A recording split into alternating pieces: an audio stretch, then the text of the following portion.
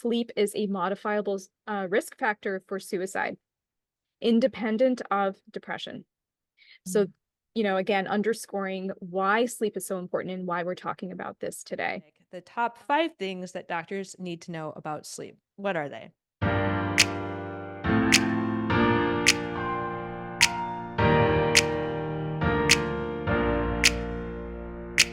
Hello there. Welcome back to the channel, or welcome to the channel if you're new here. I am super delighted to have Dr. Nishi Bhopal with us today. I've been wanting to have you on the channel forever because so much of what you are interested in and you're an expert in is really essential and also something that I am very excited to talk about today. So, for people who haven't yet met you, you are an integrative psychiatrist and sleep doctor. And today we're going to be talking about the top 5 things that doctors need to know about sleep. But before we do, Nishi, thank you so much for joining me today. Oh, thank you so much for having me. It's always a pleasure to speak with you, Jillian. You as well. And for people who haven't had the honor of learning about you, can you share a little bit more about your story and what led you to integrative psychiatry and becoming a sleep physician? Sure. So as you mentioned, I practice psychiatry through an integrative lens, and that kind of happened a little bit accidentally. So, when I went into medical school, integrative medicine wasn't really something I knew a lot about. Even I don't even know if I had even heard of integrative medicine back then. But once I got into my residency program, I think like many of us, I was struggling with a lot of fatigue, a lot of sleepiness, which is one of the things that got me interested in sleep, and burnout. And it was really learning about yoga and meditation, and not just learning about them, but practicing them. So learning a yoga and meditation practice was quite life-saving for me, to be honest. And it opened me up to this whole world of other dimensions of healing, other modalities that are available to us. And I wasn't learning about those very much in my residency program. So here I am, a psychiatry resident. I'm struggling with my own anxiety, depression, burnout, all of this stuff. And I'm doing these practices that are so healing to me, yet they're not being taught to me for for me to use with my patients in my clinical work. So I thought, wait a minute, there's a disconnect here. Yeah. And so that's kind of what prompted me to go down this road of learning more about integrative medicine. I started learning about Ayurveda, which is the ancient traditional system of healing from India. I started taking different courses in integrative medicine. And back then there weren't all the fellowships and the things that there are now for people to like get more formal training in integrative medicine. So I was doing all these kind of piecemeal courses. So fast forward, I ended up doing the integrative psychiatry fellowship a few years ago. I was in their first batch when they offered that. Now I teach their integrative sleep module Awesome. uh, inside their fellowship. Yeah. And then along the way, I also was introduced to sleep medicine. And I also didn't know that was a thing when I was in med school. And I was just seeing in my psychiatry residency how, there's such a strong relationship between mental health and sleep. And I didn't feel like I was getting a good handle on one, how to support myself with my sleepiness and fatigue, and then how to support my patients with it. And one of my senior residents was actually going into a sleep fellowship. And so she introduced me to this idea of doing a sleep medicine fellowship. I started doing rotations and I really just kind of fell in love with the specialty. So that's kind of in a nutshell how I got into integrative medicine and then sleep. And it's fascinating to think about yoga and mindfulness and the way that sometimes we can have resistance to it because a lot of times people are offered those modalities as a supplement to their burnout recovery journey. And sometimes people feel like, well, that's not going to solve my problems. But also, what I heard you say is it saved your life. And so, to invite people to kind of put aside their resistance to hearing those terms, I know it's thrown at us a lot. Can you share what was so impactful for you with meditation and yoga? For me, it was really empowering. So here's something that I could do.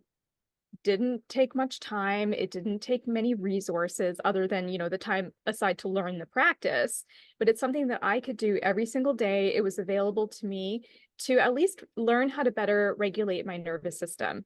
And the program that I took, it was called Inner Engineering. And that's exactly what it is, right? It's like learning how to engineer your system. Like there's no user manual for life, right? There's no Yeah. user manual for our nervous system and for our energy system. And so for me, it was very empowering to now have these tools that I could use. Didn't take a lot of time, even though, I couldn't change the circumstances that I was in, right? Like residency, it is what it is. Fellowship is what it is. You have to go through it. There's a certain, culture around that. And there's not much we can do to change. I mean, there are certain things we can do, but I mean, you're kind of in it, right? Yeah. So for me, it was Hmm. something that I could do for myself. And this was now over, 2011 is when I learned the inner engineering practice when I took that course. So, what is it now, 2024? So Yeah. 13 years ago, I learned this, and it's something that I have taken with me. And it's one of the most valuable things that I have done for myself in my life. I love that you shared that. When I was in oral surgery, a psychiatrist led Mindfulness Mondays, and he was the consult liaison psychiatrist, and he had psychosomatic training. And I went very consistently and made a commitment to going to those Mindfulness Mondays where he did maybe 30 minutes of a self-compassion type of a meditation practice. And it was in those moments I gained clarity, like surgery is not the right path for me. And like it was the only time I felt safe and calm.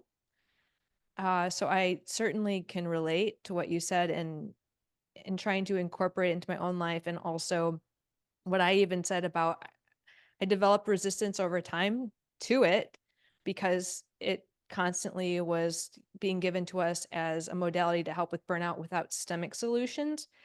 And until I let that chip on my shoulder go and lean back into it, like I was inviting the audience to do, I was like, this is actually extraordinarily impactful. And to break that burnout cycle, we're in that constant sympathetic overdrive. And to be able to be like, I can actually get myself into a place of calm, even when in a state of chaos. Absolutely. And for me as well. So I absolutely resonate with all of that.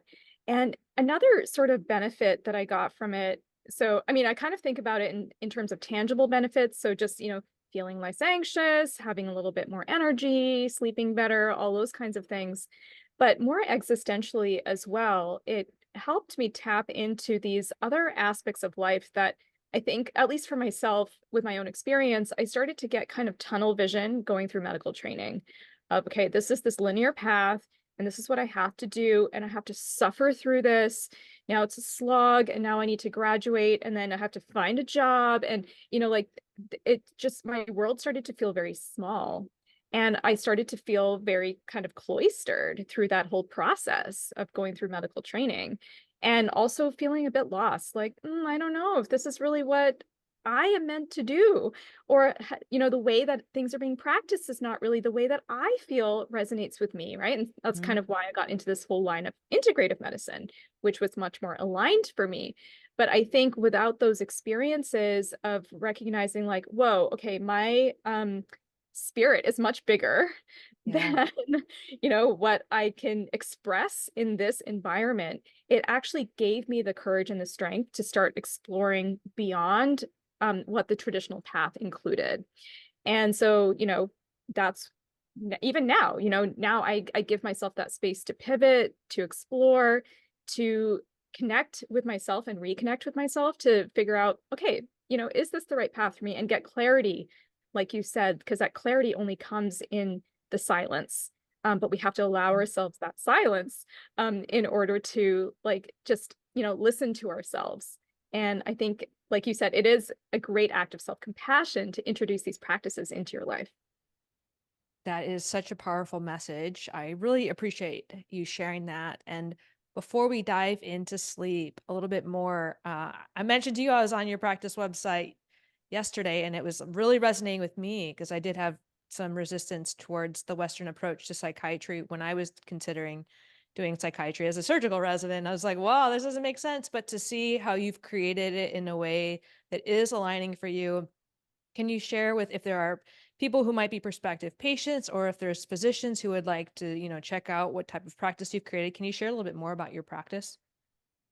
Yeah, thank you. So my practice is called Pacific Integrative Psychiatry, and we see patients by telemedicine all across California. And we really help them with a whole body approach to anxiety, depression, and sleep issues. So what this entails is really we're trying to blend the best of both worlds. So we don't reject conventional psychiatry, so we do provide medication management and conventional psychotherapy modalities. But we also blend in the best of evidence-based integrative medicine. So that includes nutrition, mind-body practices, looking at gut health. We do a lot of lab work, which we'll talk about as well when we talk about sleep. So it's really giving patients the best foundation from which they can optimize their mental health. So it's not just about remission of symptoms, but really optimizing mental health and wellness. Beautiful. I will put that practice link in the show notes. I highly recommend people check it out, whether you're a patient or you're someone who's really resonating what Nishi is saying here about even potential considerations of how you might align your current practice if your core values seem to be a little bit off at the moment. And now, of course, I told them we'll talk about sleep, and I can't wait. So for people who know I find it to be quite absurd that in the healthcare system, I think one of the most hypocritical things that the healthcare system creates is normalizing such high levels of sleep deprivation for those who work in it. And I think it's hypocritical because if the system is meant to be a place of healing, yet we're not allowing people to be well who work in the system, that's where I'm really frustrated because when I was a surgical resident, that sleep deprivation just created such a psychache and I felt so trapped. So I'm really looking forward to hearing from you and your expertise on this topic, the top 5 things that doctors need to know about sleep. What are they? Yeah, yeah. And before we even jump in, I just wanted to highlight what you just said. I completely agree with you. And we as physicians, like, yeah, we're put in this position of being sleep deprived, which has a negative impact on patients as well, Mm-hmm. right? And most doctors only get about 0 to 2 hours on average of sleep education during Oh, medical school, which is absurd because it is. 100% of patients need to sleep, Yeah. right? Yeah. And I remember a situation I was just thinking as you were talking about the sleep deprivation in training, like I was just remembering a situation where when I was in sleep fellowship, one of the wonderful things about our sleep fellowship was that we had a night in the sleep lab once a month where we would actually go into the sleep lab with the sleep techs. We'd be there overnight and we would be working on very complex apnea, titrations and things like this. So we got a hands-on approach. But the downside of that was we were there all night. So we had Mm-hmm. clinic all day on Friday, and then Friday night we'd be in the sleep lab until, the next morning on Saturday. And, there was a few of us fellows, so we'd all go together to the lab. We'd have to drive there. And on the way home the next morning, my co-fellow was driving us home and he fell asleep at the wheel. And Oh it my was a goodness. close call. Nothing bad happened. We were all fine. Oh my Um, gosh. but just highlighting, the dangers of sleep deprivation for us as physicians, but generally, Um, that is right? So so it is ironic. It is ironic. so that thank you for sharing that. That is absolutely absurdly ironic. Right. Yeah. Wow. And I'm Yeah. so glad that it was a near miss and that nothing happened. But wow. Wow. And I often wonder how many people like I talk with Dr. Michelle Chesovich and who had lost her sister to suicide. And we talk a lot about like no matter what I did, I was constantly having suicidal thoughts when sleep deprived. And when people are experiencing burnout or these deep dark thoughts, like the most productive thing you can do is rest, not make big decisions when sleep deprived. Yet we're forcing people to not only be sleep deprived, but to be put in these chronic high stress, high stakes situations. So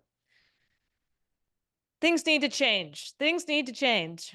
Yeah, absolutely. And I mean, I was so sleep deprived when I was a resident. And I remember just one morning before pre-rounds, I woke up and I just started sobbing in the shower before I Mhm. was getting ready because I was so exhausted.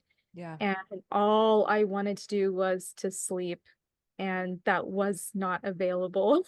The Mhm. opportunity to do so was not available to me during that rotation. So yes, and sleep is a modifiable risk factor for suicide independent of depression. So, Mhm. again, underscoring why sleep is so important and why we're talking about this today. But I'll jump into the top 5 things that every doctor needs to know about sleep. And so number one is that insomnia isn't always insomnia. So we can't always take insomnia at face value. So what I mean by this is you'll have patients coming to you saying, I have insomnia. And in their experience, they do. They might have trouble falling asleep or trouble staying asleep, or they're waking up too early. So to them, it is the experience of insomnia. But oftentimes what I see happening is because we as physicians get so little training in sleep medicine, what happens is the physician is now treating the insomnia without actually looking deeper. And it's no fault of the physicians. I don't want to blame the doctors. It's just because we don't get trained in this stuff. Mm-hmm. And so what happens is patients might get put on inappropriate treatments. So for example, I remember when I was actually working in a sleep clinic. So here's another ironic story where I'm working in a sleep clinic. This was back when sleep doctors could get grandfathered into sleep. They didn't have to do a fellowship at that time. Now it's a fellowship. So I was working in the sleep clinic, and the doctor who ran the clinic was grandfathered into sleep. So he never did a fellowship. And he knew how to read sleep studies and stuff, but he really didn't get much training on how to manage sleep issues. Mm-hmm. So I was covering for clinic one day, and I saw one of the patients who was like, I think maybe 18 or 19 years old, who'd been on Ambien for probably like 3 or 4 years, every night since high Mm-hmm. school. And I was like, wait a minute, why is this like healthy 19-year-old kid on Ambien? What Wow. the heck Mm-hmm. is going on here? And so I took the history, and he didn't have insomnia. He had a circadian rhythm delay, which is so common in adolescents and young adults. You can see it in older adults too. But he had a circadian phase delay, and I explained it to him, and we got him off the Ambien, and he was so excited and relieved to not have to rely on this sleep aid anymore, and also to let go of this idea that I can't sleep without this medication or I'm an Mm-hmm. insomniac. So this is just to kind of highlight that we need to look under the hood and see what else might be going on when a patient's complaining of insomnia. So common things to look out for are circadian rhythm misalignments, obstructive sleep apnea, restless leg syndrome. Mm-hmm. There's over 80 different sleep disorders described in the ICSD-3, which is the International Classification of Sleep Disorders. So this is something that I teach in my sleep program for clinicians. But yeah, so that's tip number one. Look under the hood when a patient complains of insomnia. Yeah. And I know we could create a whole course in this discussion. So I'm going to put your course down below because I have so many follow-up questions with that, but I'm going to keep us on track and we'll go into step 2 or rule number 2, common factor number 2. Yep. Okay, Okay. great. Yeah. So number 2 is that sleep issues are highly treatable. So again, there is hope for your patients. And so I'm in all these physician Facebook groups, Mhm. and so I see questions about sleep coming up all the time. And one of the things that I see a lot is that for physicians, managing sleep issues is frustrating. And I completely understand that, because not only are the physicians not educated enough in sleep medicine, patients don't know, right? Like all they've heard of is, there's, you know, pres advertisements for sleep aids for Lunesta and stuff on TV, Mhm. and they don't really know, nobody knows. Nobody knows what to do.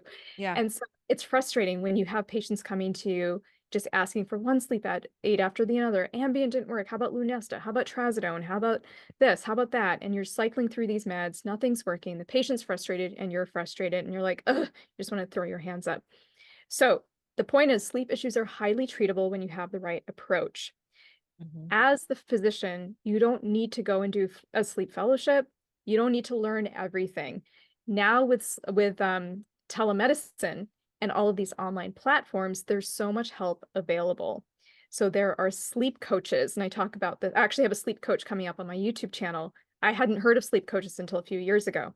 So there's sleep coaches, there's sleep doctors who are available by telemedicine. There are, online resources, online courses. There are apps available to support your patients. And 2 really quick things that every physician can learn if you are working with a patient with sleep issues. One is how to do a little bit of sleep restriction or sleep compression with your patients. I talk about this on my YouTube channel and in my program as well. And also how to support patients with circadian regulation. And if you can do those 2 things and then have this arsenal of online resources, Mhm. you'll be so well positioned to support your patients in improving their sleep. and ourselves. And ourselves. It's so funny. I'm just thinking about I had a lot of trouble sleeping, and then of course in residencies there's anticipatory anxiety, but then the chronic cycle of I'm gonna drink more caffeine and try to stay awake, and then the next day, like the impact of even just thinking about drinking caffeine in the morning, and for those sensitive, how the half life of that might still be with them at nighttime, or I was drinking it late into the evening, and like how silly it is to not. I was never really asked like how much, like and how much caffeine are you drinking, and like maybe we should modify that. Besides, from the people who are in addiction medicine in psychiatry during that rotation, I had a coffee and they're like, you should really stop drinking that. So I stopped drinking it at noon and I stopped drinking coffee a year ago. And lo and behold, I sleep more regularly, everyone. Surprise. Right? Yeah. Oh Yeah. gosh. Okay, so I am taking us a little bit off track, but for people who are just thinking, okay, well, I'm sure most people here at High Achievers potentially aren't sleeping the best. If you are, share your tips down below as well. But just making a laugh of the simple sleep hygiene that we may not be doing very well with, especially with our technology being so available. Yeah, absolutely. And I call that the low hanging fruit. Mm-hmm. So, with my patients, we'll go through sort of, all of these different aspects. Well, let's talk about caffeine. Let's talk about how late you're eating. Let's talk about your, social media use at night and all of this stuff. And just talking about it helps them to think about it and go, oh, yeah, actually, I should probably stop doing that because I know I don't sleep as well when I do Mm-hmm. that. And so, yeah, it's the low hanging fruit. And you can even have a intake form or a questionnaire that you give to patients before visits because you may not have time to go through all of this stuff if you have a short visit with somebody. So you can just have them fill out the form and they can self-identify their low-hanging Mm-hmm. fruit when it comes to sleep. And even though it's a low-hanging fruit, can be hard to modify. Like just that behavior of even taking your phone into the bedroom, and like I like to listen to apps. Well, why do I listen to apps? Well, because I have a lot of thinking, thoughts that I haven't processed throughout the day. So I'm going to continue to distract my thoughts by putting on a podcast at nighttime, right? And so being able, I love that your position as an integrative psychiatrist doing sleep, because like a lot of the things I'm thinking through is like, yeah, it'd be nice to have all of those in your arsenal when approaching this. So I'm excited that you do. All right, lesson number 3. Okay, so point number 3 is don't forget about doing lab work. Mm. So again, I see this a lot where, the patient's struggling with sleep and you may be going through, cycling through different meds with them or trying to get them into CBTI or which is cognitive behavioral therapy for insomnia, the first line treatment for chronic insomnia. And there are these tools can be appropriate when used the right way. Um, but don't forget about a workup. So simple things like basic blood work can reveal a lot of information. For example, whenever we see a patient in my practice, we have basic labs done on them, including micronutrients, things like vitamin D, vitamin B12, iron, and we often pick up on subclinical iron deficiencies. So with regard to sleep specifically, if someone has restless leg syndrome, you want their ferritin to be more than 75. But even if they're just struggling with restless sleep, maybe it's not restless leg, and they have subclinical or they have iron deficiency anemia, simply addressing that can go a long way. And the same goes for things like vitamin B12 or vitamin D, which are involved in a number of different factors, including circadian regulation. So, these are going back to biochemistry, these are all Mhm.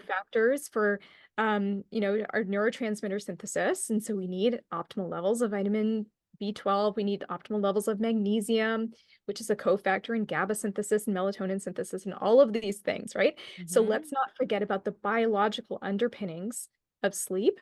And then, of course, other types of tests include your sleep studies to make sure they don't have sleep disordered breathing, sleep apnea, in this kind of stuff. But you can just start with some basic lab work and get some good information that way. And you have a resource on supplements. Because the reason I'm asking, we know for patients or physicians, the patients may, just being aware that not all, supplements aren't regulated, making sure that you're getting the right dose and one that's of quality. And then from a physician's mind, I'm like, well, how much do I prescribe and what do I do? And I don't know. Can you tell us a little bit more about resources that we can look into for supplements for sleep? Yes, so I have a free workshop coming up. It's the top 5 sleep supplements that doctors need to know. And I'll give you the link, and so people can sign up using the link. And so that's happening as of right now, it's happening in June, so June 4th, 5th, and June 12th of 2024. And yeah, come and join me. We're going to talk all about supplements, how I think about them, how to use them. We're going to talk about 5 specific ones that your patients are taking. So we're going to look at the evidence behind them, the dosing, indications, contraindications, and all of that stuff. And it's live and interactive, so you can ask questions. And it was really fun the last time I did this series of master classes. It was so much fun. People had came away with a lot of good information. So come join us. And then I'll tell you about my clinical sleep kit program for clinicians for anyone who wants to go deeper. We have a wonderful community of doctors of all different backgrounds and specialties, and we support each other, and we have case conference every month and things like this. Wow. So yeah, so it's a lot of fun, but yeah, come join the sleep supplements webinar to learn more. I for sure will. So anyone else who will be joining me there, because I've always, I am just recalling on the inpatient like cystic fibrosis unit, there was high doses of melatonin being prescribed, like high to me high, like 10 to 15 milligrams. I'm like what? Like according to the literature, I think those doses are much too high. But we will find out in your supplement workshop. Yes, and I'm going to talk about that because there's different dosing strategies for Mhm. melatonin. Melatonin is a fascinating hormone and supplement, so we're going to talk about that very issue that you just brought up. Okay. Well, cliffhanger. What? Lesson four. Yeah, yeah, yeah. Stay tuned. Yeah. So, okay, lesson 4 is so there's a framework that I use called the CSH framework. And so I teach this in my program. And this is a framework, very simple, that you can use with any patient that comes to you complaining of sleep issues, whether they're struggling with insomnia or they're too tired or that, they're sleepy all the time, whatever it is they're struggling with sleep, you can use this to kind of start to work through what might be going on. And so it's CSH, which stands for circadian, Mhm. then S is for sleep drive, and H is for hyperarousal. So this is just a way for you to think through what might be going on with that patient. So, asking them about their circadian rhythm, their sleep timing, their light exposure, when they're eating meals, when they're getting physical activity, and all of these kinds of things. Is that aligned with their daily obligations? Going back to that first patient, the 19-year-old that I was talking about, just simply asking him about a circadian rhythm was like, oh, okay, well, you don't have insomnia. So that's the C. S stands for sleep drive. You mentioned caffeine. So Mhm. caffeine falls into this category Yeah. because it's the adenosine receptor, which is involved in the sleep drive. So asking them about that, asking them about naps. Having Mhm. a nap is like, especially a long nap, is like having a big snack before dinner. You're just not going to be Mm. hungry for dinner, right? So you're asking Yeah. about their sleep hunger. Yeah, so that's a big one. Mhm. Yeah, for physicians, like, for anyone, I guess, listening, but I'm just thinking for me, you want to get that nap in, but what's an optimal nap time if you really feel you need a nap? Yeah, so basically what I recommend is before 3 p.m. Again, this Mm. is just for like someone with a standard work schedule. It's going to be different if they have a Yeah. different work schedule. But for someone with like a standard 9 to 5 type schedule, Mhm. before 3 p.m. and then no longer than like 20 minutes. So like 10 to 20 Mm. minutes for a power nap is actually shown to be very restorative. But if you are going longer than like 30 minutes, then there's a risk of going into deeper stages of sleep. And then that creates more sleep inertia. It's harder to get up. You might even feel more tired. And then it takes away from your sleep drive at night. Having said that, there are situations where longer naps are indicated. So if you're recovering from an illness, COVID or something like that, of course you need a recovery nap. There's restorative types of naps, but just for the average kind of day to day, you want to limit them to before 3 p.m. and then no more than 20 minutes. Good to know. Sneaked in a little tidbit. I know that we'll dive more into that in your course. And the next lesson.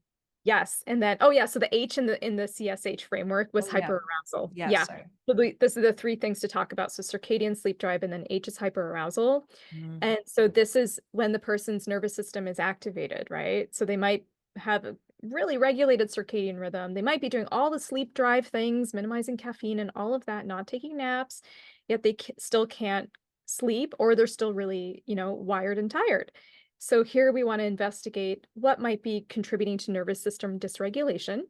It could be things like stress, anxiety, depression, but there also could be underlying medical issues. So it could be obstructive sleep apnea, it could be thyroid dysfunction, it could be uncontrolled hypertension, these kinds of things. Mm-hmm. So, yeah, so you want to be kind of investigating it. So you can just use this CSH framework to parse out all the different aspects that are involved in sleep.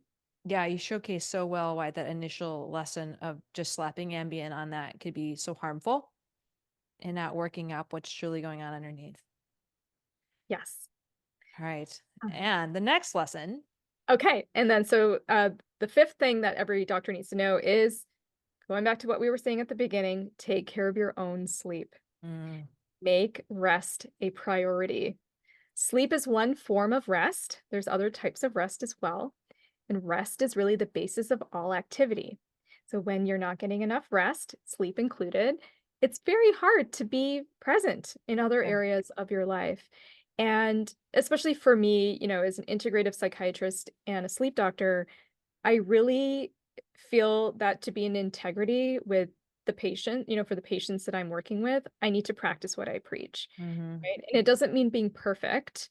My sleep is not far, it's far from perfect, right? I'm not, I don't have perfect mental wellness, practices happening every day or anything like that. It's not about that, but it's about being on the journey along with the people that you are supporting, right? Mm-hmm. And really practicing those things that resonate for you. And so it's really, it just goes back to how can you prioritize sleep? What's the low-hanging fruit for you? Mm. And what are you noticing gets in, like, what are some common themes that get in the way for physicians and other high achievers? Yeah, so I think one of them is difficulty with boundaries. And again, I'm speaking from my own personal experience, having Mhm. trouble saying no to things, overscheduling ourselves, feeling like we have to be everything to everyone at all times. And so just learning how to, put some limits around your schedule, how to say no and be comfortable with that, knowing what your own signs of burnout might be. They're different for everybody, right? Tuning into yourself. But yeah, but I think that's a big one is kind of the overscheduling, and then sleep is usually the first thing to fall off, right? When you've got like this to-do list of 25 different things you want to get done, sleep usually doesn't end up on that list, right? And then you end up staying up late. Or the other thing that I see happening a lot with especially women high achievers is the bedtime procrastination or the bedtime displacement, where, I was present for everyone all day. I just need some quiet time to myself at the end of Mm. the day just to Mhm. unwind. And it's the only time I can watch Bridgerton or whatever, Mhm. Yeah. And so, and then it's like you end up staying up late or reading your book or whatever it is. And then, instead of sleeping, that's what happens. So I think those are some of the common challenges that I see. Yeah. And thinking about just one step for those people who resonated with you very deeply in that last comment, do you have any suggestions, maybe what worked for you or what you've heard might work for people in similar situation? Here's what I recommend to people is do an experiment for yourself. Maybe, for 7, 10, or 14 days, whatever feels manageable to start with, do an experiment where you set your bedtime. And this is not for people with insomnia. Okay, so I just want to preface this by saying that for people with insomnia, there's a different strategy. But for those of us who are the bedtime procrastinators, who are not making sleep a priority, do an experiment where you set your bedtime. You have a cutoff time, at least an hour or two before that, of where you're not engaging in things that are activating for you. So, not the time to check your emails or go on social media and do that stuff, and allow yourself to get your full sleep need, whatever that may be for you, maybe 7 hours, maybe 8 hours, 8.5 hours, depending on the person. Do it for a week or two and see how you feel. And I've had patients do that. This is what I recommend to my patients. Let's just do Hmm. an experiment, right? Because it can be Yeah. overwhelming to like, oh, I have to overhaul my whole life for the, Yeah. forever. Okay, yeah, I can do this for 7 days for a week or two. And I've had patients do this and they'll come back to me and say things like, I've never felt better. Hmm. My gosh, I'm not irritable with my partner anymore. I had one patient come back and say, I feel like I have superpowers now, Oh, wow. right? It's such a Yeah. simple thing, just getting an extra hour or so of sleep. So that's what I recommend. Just do an experiment and see how you feel. I love that you say that because it can become more of that positive reinforcement right? And I resonate a lot with what you said about just being tearful. Like I'm finishing my fellowship next week, so I've been a little bit more fatigued than usual. And I like wanted to cry. I'm more irritable. I'm like, I know exactly what this is. This is sleep deprivation. And even though I set a sleep schedule, you were talking earlier about being like that tired but wired. We have all this stress. And that's where I find going back to the mindfulness meditation practices, like having a way to just ground yourself in these moments. And if you're doing that throughout the day and processing what you need to throughout the day, and even, I don't know, I'm not a mother, so I don't know if it's feasible, but setting that time for yourself somewhere where it's not interrupting your sleep. Like, is it possible? You're saying working on boundaries, like, here are my time boundaries. I am going to carve out this time for myself, and know that in order to be able to consistently give compassion to others, you need to set those boundaries and prioritize your own wellness, which is way easier said than done. Yes, absolutely. And it is easier said than done, right? So that's why it's a practice, and it's malleable, it's flexible, it changes with time. And there may be times. So, I'll just share personally, about a month ago, I'm coming out of a period of burnout where I was definitely not getting enough sleep. Mm. And it was just because the nature of how my schedule was. And there was travel, there were conferences, there were speaking engagements, there were all of these, and I still have my practice, and I'm seeing patients, and there's all the demands that come with that. So it's like everything just kind of was happening at the same time. And I didn't have a lot of, there's going to be times where you don't have that space to carve out for yourself. And Yeah. that's okay, right? So not to beat yourself up over that if you find yourself in a situation like that. But there are going to be those discrete periods. But thinking more long term, what are things that you can build into your life that are going to be sustainable, Hmm. so that even when you do end up in a situation like that, you can come back to you know a strong foundation to take care of yourself. And it also involves doing things during the day, right? We're talking a lot about sleep, but good sleep starts during the day. So how Hmm. can you take care of yourself from the moment you wake up until you go to bed? How do you want to structure your time and put boundaries around it? And how do you want to go through your day? Yeah. So it sounds like a good thing. A good next step sounds like an audit, right? Of like how things currently are. Is it feasible? And to do an experiment of really optimizing your sleep for 7 days and see how it feels. And if you do try it, I would love to hear about everyone's experiments, even where they are right now, if they want to set intentions and then come back to this video and share with us what developed over the past 7 days. I would love to hear that. And to recap, can you go through and just recap what were those 5 lessons? Yes. Okay. So number one is that insomnia isn't always insomnia. Number two is that sleep issues are highly treatable. Number three is don't forget about basic blood work and workup. Number four is use the CSH framework with every patient that you see with sleep issues. And then number five is to take care of your own sleep. Oh, number 5. Number 5. Okay, okay, I hear you. Okay, and remind us, you have upcoming workshops and they are going to be on June. Yep. So my upcoming top 5 sleep supplements workshop for physicians. We're going to talk about the evidence and indications and dosing for these supplements. They're happening June 4th, which is Tuesday, June 4th at 9 a.m. Pacific time. Wednesday, June 5th at 9 a.m. Pacific time. And then Wednesday, June 12th at 5 p.m. Pacific time. Online via Zoom. It's free. Come and join me. It'll be a lot of Yeah. fun. Low barriers to that. So make sure to sign up. Again, I'll have the link down below. And are there any last takeaways you want to leave with the audience? Oh yeah.